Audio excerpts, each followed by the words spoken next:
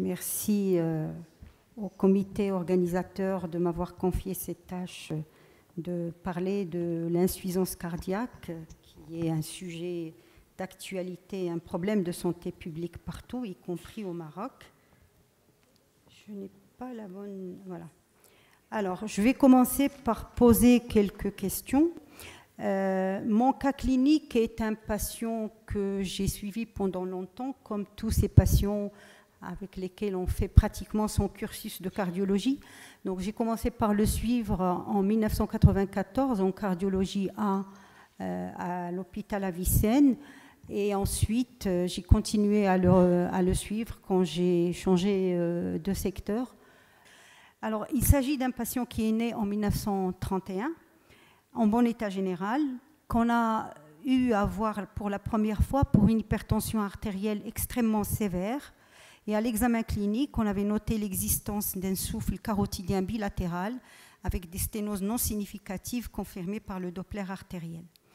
Son traitement médical a consisté à cette époque en un traitement essentiellement de l'hypertension artérielle et après stabilisation ou diminution des chiffres tensionnels, des antiagrégants plaquettaires. Et donc, comme je l'ai dit, il a eu seulement des explorations non invasives. En 1999, ce patient devient symptomatique, il présente une douleur thoracique et on fait toujours des explorations non invasives vasculaires et rénales. Il a une maladie polyartérielle avec des sténoses carotidiennes, des sténoses des artères rénales et des sténoses au niveau des membres inférieurs, mais qui sont en dessous de 50%. À l'échocardiographie, on notait une hypertrophie ventriculaire gauche, mais une fonction ventriculaire gauche qui était normale.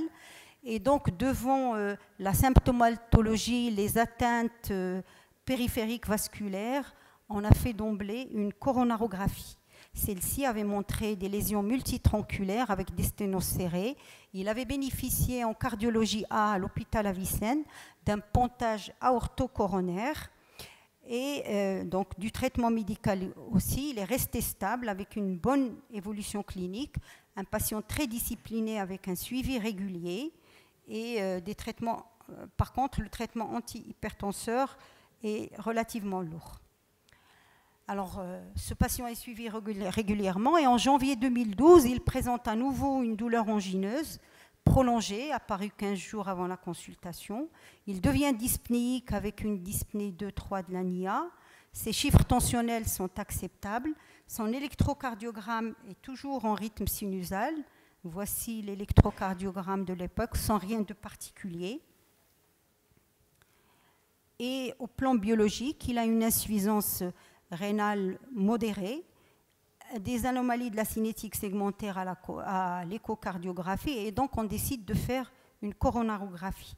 Celle-ci va montrer que les pontages aortocoronaires, aussi bien mammaires IVA que les pontages veineux, sont tout à fait perméables. En revanche, on objective une sténose du tronc. Voilà, donc on voit bien la sténose du tronc et une sténose de l'IVA moyenne.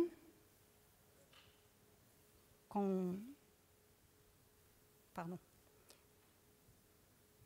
Voilà.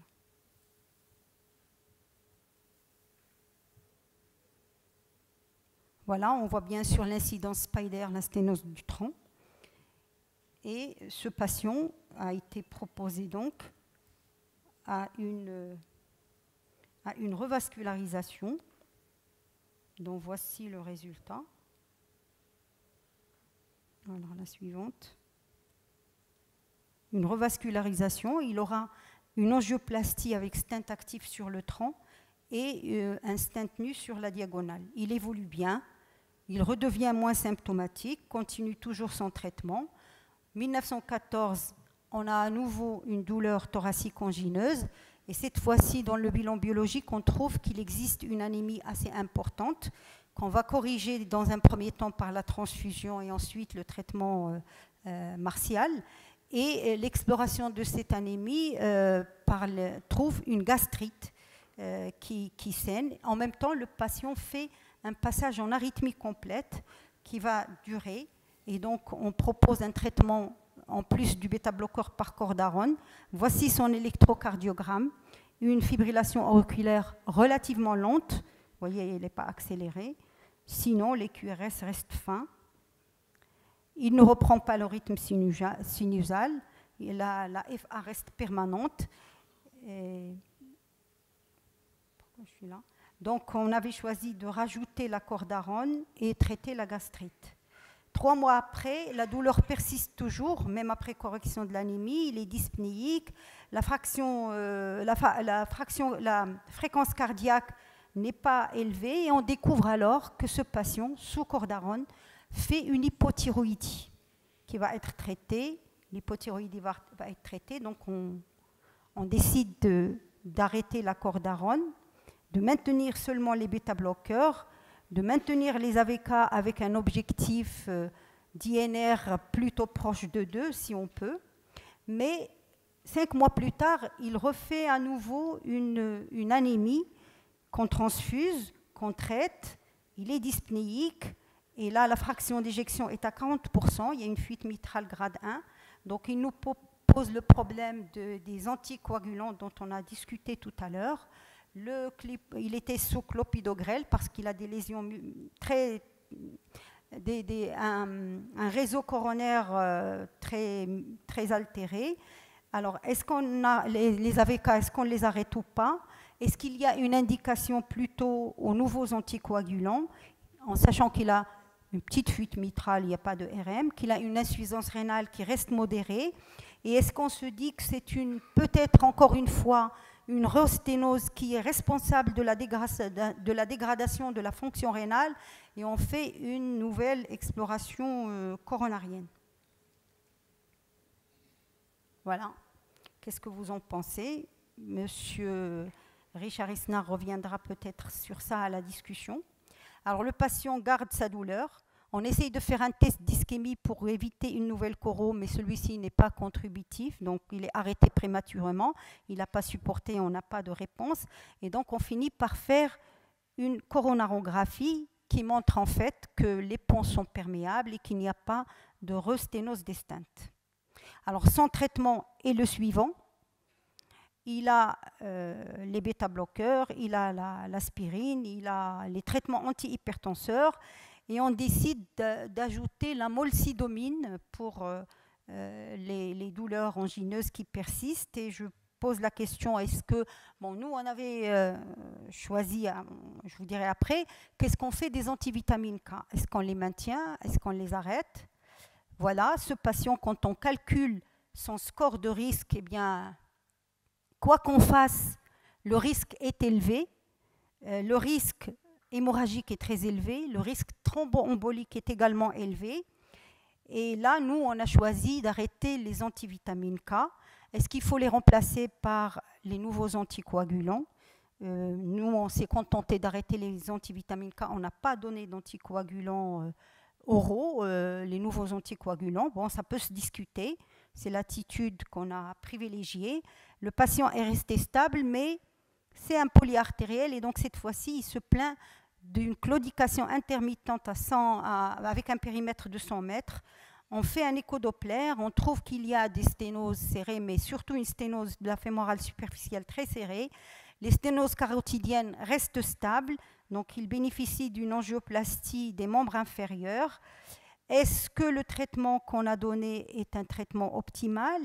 Est-ce que pour sa tension artérielle qui reste un petit peu au-dessus de l'objectif, on doit ajouter un antihypertenseur ou on doit accepter ces chiffres et leurs répercussions sur l'insuffisance cardiaque? Dans le cas présent, est-ce qu'on donnerait un antihypertenseur central ou plutôt un alpha-bloquant? Vous avez vu qu'on a donné toutes les autres classes thérapeutiques. Alors, les alpha-bloquants ne sont pas très recommandés dans l'insuffisance cardiaque. Monsieur Isnard répondra à ces questions. Nous, on a choisi de donner une petite dose d'antihypertenseur central. Bon, ça peut aussi se discuter. Alors, actuellement, notre patient est âgé de 85 ans. C'est un patient très alerte, bien conservé, si ce n'est sa pathologie lourde, je dirais qu'il est presque bien portant. Et sa plainte maintenant, c'est surtout la dyspnée, avec des douleurs thoraciques qui persistent, avec une asthénie. Alors, j'ai mis tendance lipotymique. En fait, je ne sais pas, vous savez, chez nous, ces patients qui viennent qui vous disent, bon, fiestra. C'est un mot en arabe qui peut tout vouloir dire. Ça va de la syncope à la simple fatigue. Il est difficile de savoir exactement ce que c'est.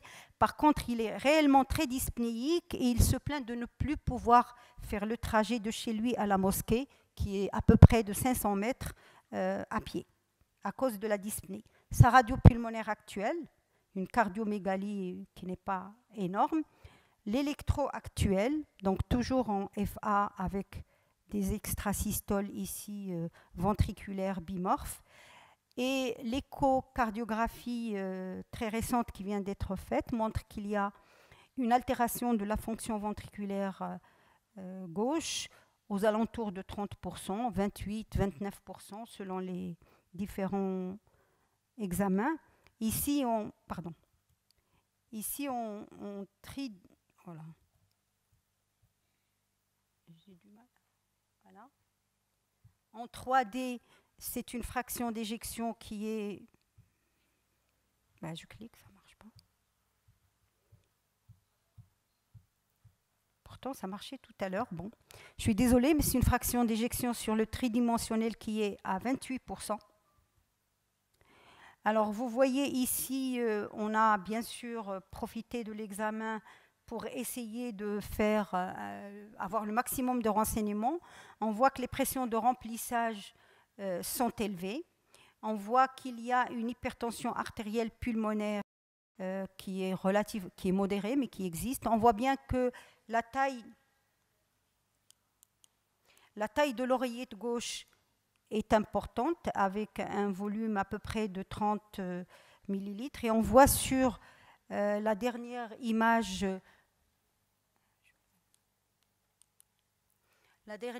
sur la veine cave inférieure, qu'il s'agit d'une veine cave inférieure qui est dilatée et qui n'est pas compliante. La fuite mitrale est légère. Et on recherche l'asynchronisme. Est-ce qu'il existe ou non un asynchronisme? Alors, il n'y a pas d'asynchronisme interventriculaire, ça, on pouvait s'en douter. C'est un patient qui a des QRS qui restent fins. L'asynchronisme interventriculaire est donc négatif. Intraventriculaire aussi. Il n'y a pas d'asynchronisme intraventriculaire. Et le strain montre bien qu'il y a une altération du strain longitudinal, aussi bien sur les coupes bidimensionnelles que sur toutes les coupes. Alors, vu l'électrocardiogramme que le patient avait avec ses extrasystoles et compte tenu de sa symptomatologie qui n'est pas très claire, on a fait un Holter ECG qui montre qu'il existe des extrasystoles ventriculaires extrêmement nombreuses, avec des triplés, mais il n'y a pas de lombo de tachycardie ventriculaire. Donc, il y a des coupes, des extrasystoles bimorphes, bigéminées, trigéminées, des doublés, des triplés, mais il n'y a pas vraiment de TV. Son traitement actuel est le suivant. Donc, on a gardé l'aspirine, les IEC, les bêta-bloqueurs, les anti-aldostérones, l'azilique spécial a une dose qui est relativement importante. La statine, on a rajouté la molsidomine, et avec ça, il prend un traitement pour ses saignements digestifs et un traitement pour son hypothyroïdie. Donc, quand on calcule, c'est un patient qui a 11 à 12 médicaments à prendre par jour. Alors, est-ce que ce traitement pharmacologique vous semble optimisé ou pas pour son insuffisance cardiaque essentiellement? Est-ce qu'il y a une indication à placer un défibrillateur en prévention primaire? Ce patient maintenant se plaint il a une arthrose importante des genoux, a vu un traumatologue qui a posé l'indication d'une prothèse des genoux. Est-ce qu'on peut l'autoriser? Quel est le risque opératoire de ce patient polyartériel et en insuffisance cardiaque? Je vous remercie.